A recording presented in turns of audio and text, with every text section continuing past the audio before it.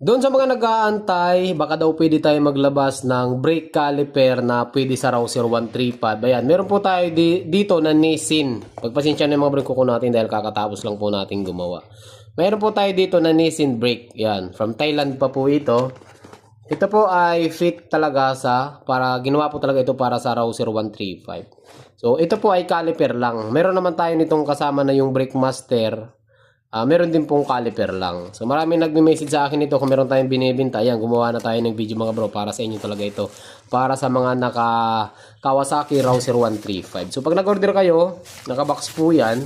Ito kasi tama-tama, meron kasi nag-order sa atin. Yan, shoutout kay bro Tagalos Baños. Right, ito po yan, no. So para siyang stock. Ganito rin kasi itsura ng stock. Tapos may Nissin brand dito.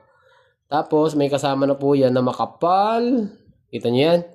Makapal na brake pad. Tapos allen, yan, para siyang stock lang din. Plug and play lang po ito, wala na kayong gagawin dito. Kaya kung ikaw, tagas na, ay na bumalik ng caliper mo, mahina na yung preno mo, palitan mo na mga bro. Murang-mura lang naman po ito. Doon sa mga gusto mag-order nito mga bro, nandiyan po sa Yellow Basket, check out nyo na lang.